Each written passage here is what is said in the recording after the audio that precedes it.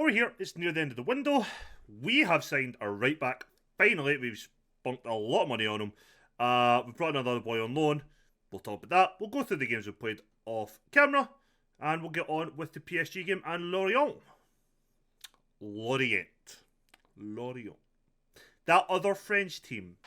This is Average Gamer. My name is Duncan. Welcome back to the Journeyman.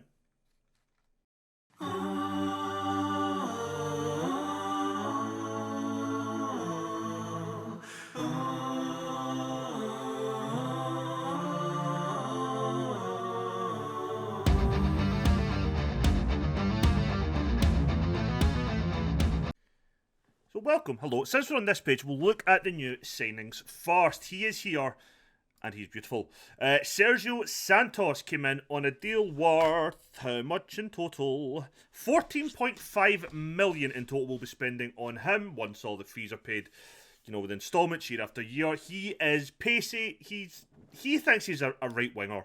He's a complete full wing back for us because he can do everything. He's got the pace, stamina, good crossing, dribbling.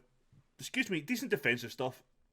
Everything that we like. He'll be a phenomenal player for us. He is getting trained as that right back, as you can see. And as we look here, he is our best right back. Quite undoubtedly, we've spent a lot of money on him, so we need him to be a success. The player we come in on loan is Franz Schultz. He's come in on loan. There's an option. I think it's 7 million. It is. If we want to bring him in permanently, he is not going to be in as a wing back. He's come in as a central centre midfielder, as a deep line playmaker for us, and he's fairly solid. I'm quite happy with his stats. Physically, he's quite good. Balance might be an issue, might not be. I'm not really sure what balance does. Anderson, we sold him to Mallorca for £2.4 million. We were initially looking for 12 million, but I'm now trying to balance the books. We're actually slightly over our wage budget. Oh no, we're not. We're now slightly under it. 1.4k a week under our wage budget, which is fine. I think we just put somebody out on loan as well, actually, which might have done that. Maybe. Since we were last here, we beat Monaco 3-2. That was the last thing we seen. We then beat Reims 3-1. David Arboleda got a goal in 2 minutes. Ilario Monterize got a goal in 38. And Nathaniel Galmiche scored the winner, or the decisive one, I guess, on 87 minutes. But we did see the goal on 10 minutes. We then beat Lens 2-1. They took the lead before Cherki came back from injury. That's his first came back from injury. To equalise, and a Jose Carlos Marcos winner on the 92nd minute. We take on PSG today and FC Lorient. This will be our lineup for today. Justin Biljou in Bijlo, even, in goals. Santos, Monterize, Abdelmanem and Quagliata as our back four. I think this is our most likely, and on paper our strongest back five, including the goalkeeper. Ahamada and McTominay are staying as our two centre mids at the moment. We're still waiting for a couple players to come back. Fully from injury in Maxence. Palestre, Cherki and Ivan are our three attacking mids. And Arboleda, who had an awful game last time, is leading the line again. Yeah. That's what we're going for. PSG will probably be a much better side than us today. And that's okay. They are, on paper, a far better side than us, so I'm not going to complain too much. What I don't want, though, is just a complete hammering.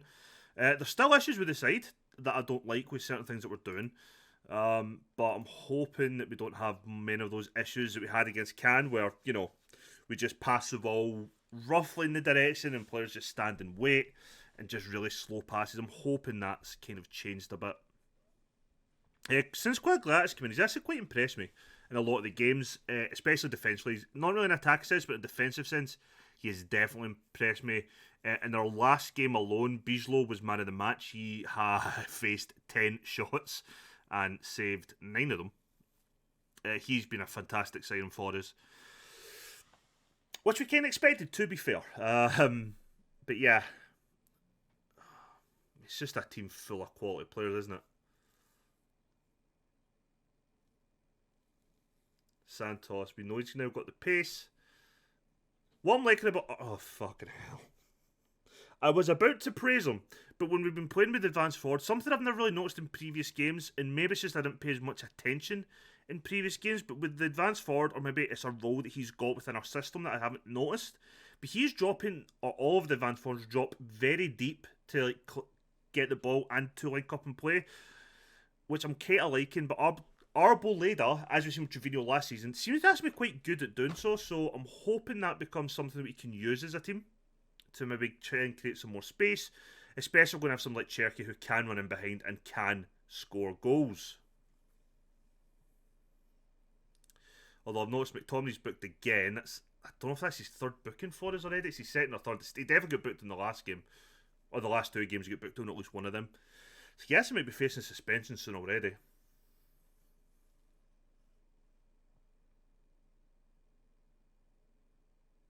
Well, that was just a stupid tackle, wasn't it? Fuck's sake. But this is a PSG side full with quality. Mbappe, Musiala, Eder Militao, Hakimi, Donnarumma, Vitinho, Ugarte. Just quality the whole way through that side.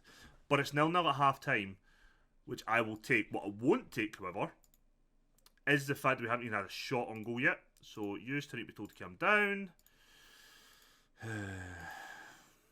Our front four in general have just been poor.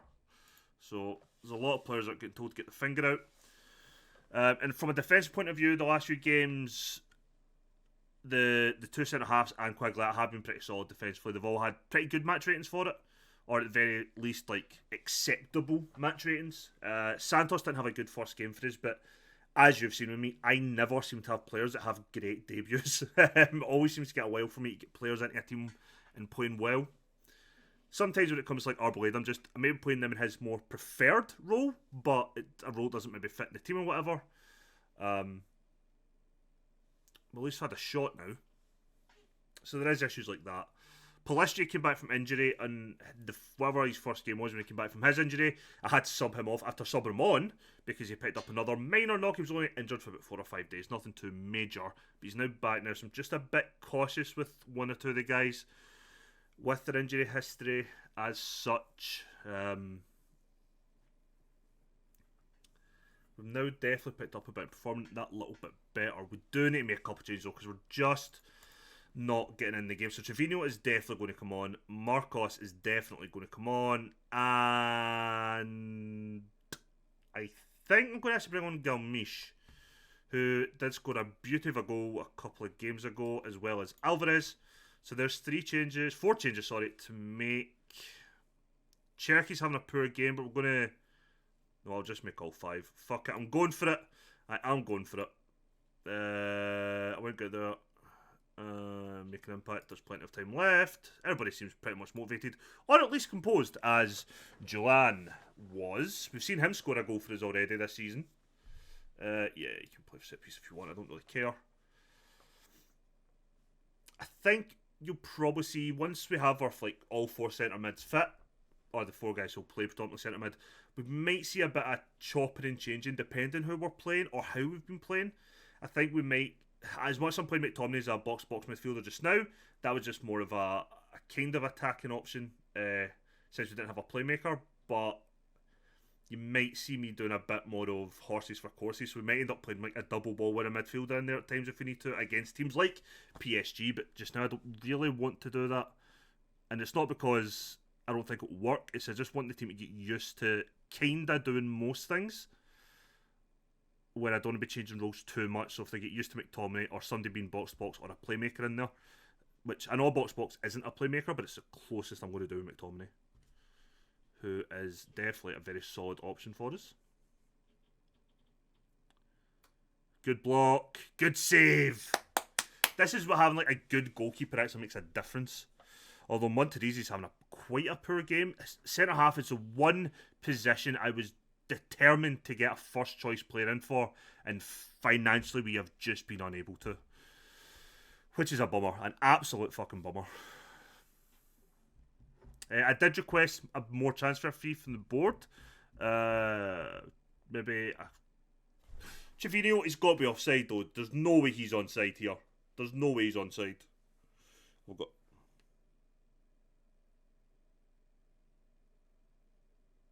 No fucking way, is he? On. You dirty bastard, he is. So we requested more money, and the board told me no. I insisted, and they were like, no. So we didn't get more money, unfortunately. As much as I'll show you the transfer history after this game, and it says we've spent X amount of money. We haven't, but we have committed to spending the amount of money that's shown, because all of our signings, with the exception of the goalkeeper we spent money on, is getting paid in installments. Near enough, with just like a couple of million is the initial kind of first payment. Even Santos, I think's a £3 or £4 million, or is that £5 million initial payment? With the rest going to be paid in installments. So our transfer fee for the next few seasons, as much as it was low for us this year, it might be low next year. Something that really fucking irked me is I had a deal in place for a goalkeeper to come in. Future fee had been agreed. He was going to come in on loan this season, be permanent in the summer. Now, if we remember that Abdelmanem fucking fiasco, I paid for him in the summer out of my transfer fee. But this deal, they're going to take the money out of my transfer fee now instead of the summer. So why the fuck did they not do that with the other transfer fee, and actually might have been able to pay for a goalkeeper or a centre half? I was so fucking livid when that happened between games. Or between episodes, sorry. I was like just sitting here myself at my PC ranting at nobody. Because there's nobody here, it's just me. It was something. That was a good result. Good times, blah blah blah. Those times answered those time. Surprise 3 points for reserve, so I'll take it. It's 9 days till the next game, but I did say I'll show you our transfer history. So we have brought in 36 million, and we've committed, we've not spent that, but we have committed to spending 23.5. That doesn't include the 120 cost there or the 16 million cost. It's just the initial 98 and 14.5. Although that 16.5 I think will come into play at some point. But as you can see, Sergio Santos is the biggest outlay by far. Then it's our man, and then this prick. Livid. I'm still really pissed off that money came out our budget when it should have already been paid for. Especially I'm trying to bring in a goalkeeper on the same type of deal. Raging. Join me in a minute for yous, and then we'll be back for the FC Lorient game after the window has shut. So if there's any last minute signings or sales, you'll find out about it then. See you in a second. And we are finally back. I had a slightly busier transfer deadline day than I expected, because we sold a youngster to Manchester United for a total £12.5 million fee. His name was Johan Magnan. We'd actually promoted him to the first team. He was a right winger, but he was injured for most of the season so far, and realistically he was kind of third, fourth choice there. But out of that 12.5 million, we got 4 million to us, which allowed us to then in turn spend a total of 10.75 million, but only 3.7 million now to bring in a brand new first choice centre half, and he is amazing. Fausto Vitali, and look at him. He has pace, jumping reach, he's fit, strong, he has the balance. In terms of everything here, he can pass a little bit. Good tackle and defending on the ball. The only issue I have is his first touch. Bravery and aggression, actually not too concerned about. I don't think that's going to be an issue. But fantastic player, and if we go to a 3 in the back, you've got that crossing ability, he can support as a wide centre-back. So he's came in on a nice, big, long deal, and that really now gives us a first-choice centre-back, a new first-choice right-back, new goalkeeper. So realistically, we're slowly building the squad up now in key areas, and I'm loving it. So the squad for today will be Bijlow in goals, Santos, Abdelmanem, Vitali and Quagliata, Ahamada and returning Maxence in midfield, Palistri, Cherki and Ivan as our attacking midfielders, and Arboleda leading the line as per usual. Wasn't a player, I actually declined to take part in deadline day, because I didn't expect it to happen. I was expecting then about 5 or 6 clubs come in and all bid for Magnan, or how you say his name. So that really kind of surprised me. It threw me a little bit. Wasn't expecting that at all. So that is something. But let's hope our good form can continue. Terrier, we took him on trial at one point during the summer as a potential striking option, so please don't let that come back and bite me in the arse. He wasn't as good as options we already had, or he was as good as like Galmiche, maybe Trevino, but Arboleda was well in front in terms of star rating from the coaches, which is something we care about quite a lot. Right now, Santos is advancing. Check with the shot from distance, but it has went wide. We'll have a look now after this game to see where the season preview has us, since the window's now shut. And that's, I'm assuming it won't change much. I never really know when it stops changing, but we'll have a look anyway to see if we're still predicted to be 8th or not. But I'm just happy with finally starting to get players in that actually fit how we want to play. I'd say that Quagliata probably isn't, but he's a very, very solid fullback regardless of his age. So he'll definitely do it at least this season. Solid second choice next season, where hopefully then we might be able to spend whatever money we can bring in. Because I think Cherky will still want to go. He understands that we couldn't sell him due to his injury. So if we do manage to move him on, even in January potentially, that we might be able to bring in a first choice left back then and just try and strengthen the squad as much as possible. The issue we do have is we are tied up with a lot of fees, like the next few summers and the installments we've got. Also, yeah, maybe sold a lot of kind of just youth players under, like guys in the seconds team and stuff, but most of the players we sold, even the ones for decent money, weren't really going to make it for us. Like Pontus was never going to make it. We got 5.75 for him. Terzic, 30-year-old left back, yeah, it was fine to continue on, but we managed to sell him on, replace him with a cheaper option, and use the rest of that money elsewhere. So yeah, we'll see how next summer goes, but I'm not too worried about it. Not too worried about it. There is also a thing, if we get European qualification, it might give us a little bit more money, but I'm not too convinced. The year after might give us more of a transfer fee to play with.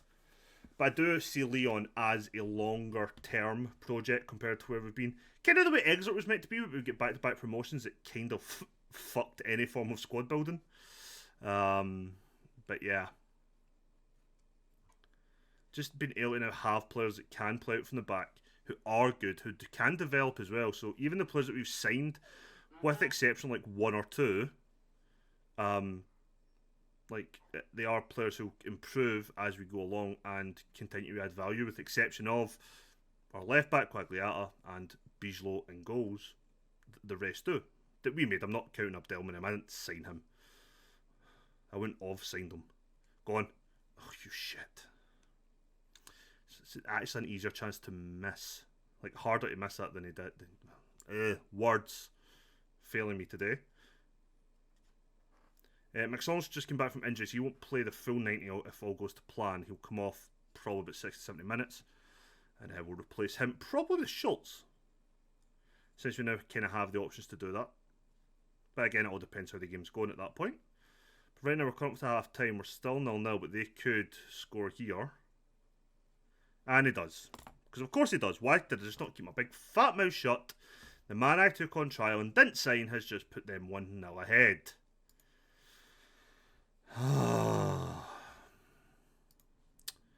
Thrash Arms, you're terrible. Not making any changes at halftime though. If we were creating chances, just weren't doing anything with them. I can now see why Arboleda went on an 8-game patch of not scoring before we signed him.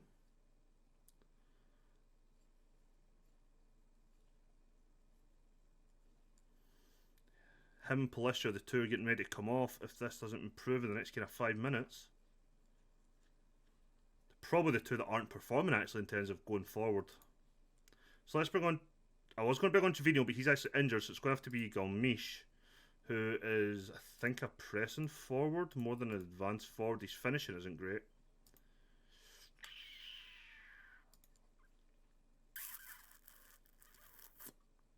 No, stat-wise, we'll just play him as advanced forward. Palistra will come off and bring on Marcos, and hopefully he can play better than Palistra was anyway.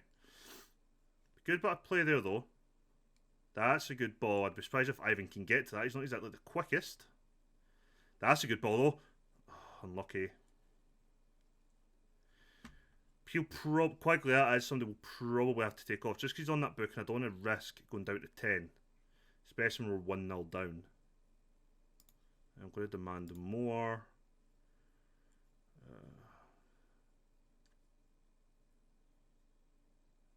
Go on.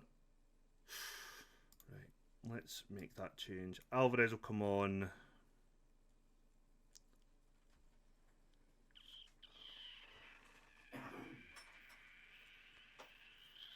Let's bring on Schultz then. He'll be more supporting. It leaves us with one more change we can make. Who it will be, I don't fucking know, but we do have one more change we can make. Good interception from Vitali. I guess it's Cherky. We know he's got the pace and the passing ability. Go on. He gets tackled, but Ivan's still got it. Cut it. Oh, you should have squared that, you prick. Why did you not square that?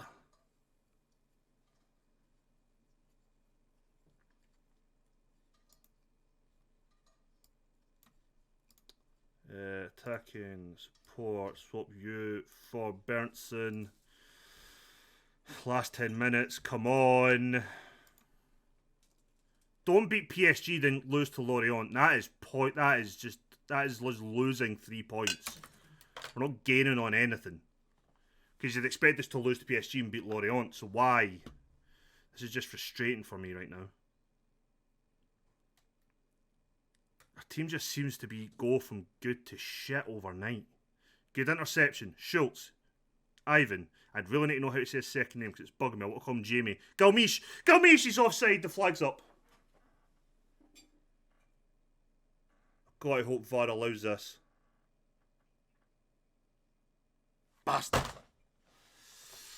Of course it doesn't. Why would it do that? Why would it do that?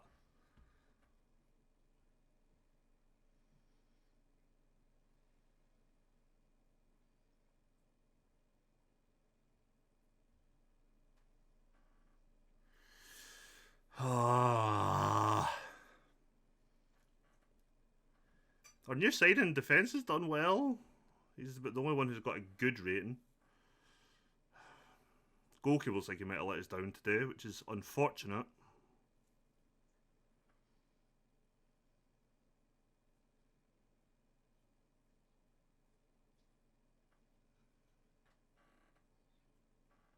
That's good though.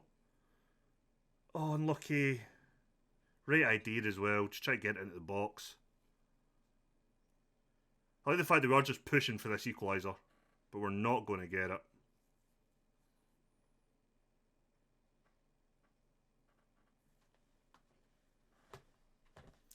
Well, that is a kick in the stones after beating PSG.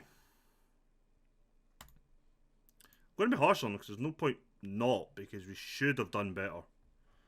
I'll just send assistant. I can't be arsed with that. Still gives us 12 points from 18, which isn't the worst start, I guess, but it is against the two teams we've dropped points again. That's the thing that's annoying me. It's not the defeats as such, it's who we've dropped points against this season so far. He did make his debut and actually was okay. Let's have a look then, see what our fixtures are that's coming up. Next we have Nice and Montpellier in September. We have Rennes, Strasbourg, Saint Etienne. In fact, we needed to check one last thing. So season preview still has us at 8. Our actual odds of winning the title have somehow decreased. Not sure how that's worked, but we'll ignore it. So yeah, do we just maybe come back for the next 2 games? Let's just come back for the next 2 games because it is quite early in the season, and I think this could be. It's either going to be tight or kind of.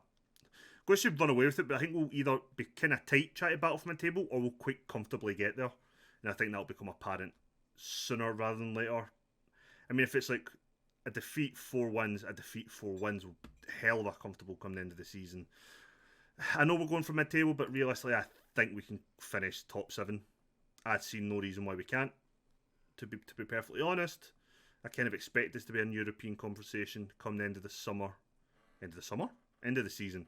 So yeah, we'll come back for the next 2 games. If you've liked the video, please leave a thumbs up. Helps me get the channel seen by more eyes, hopefully. And I'll catch you on the next one.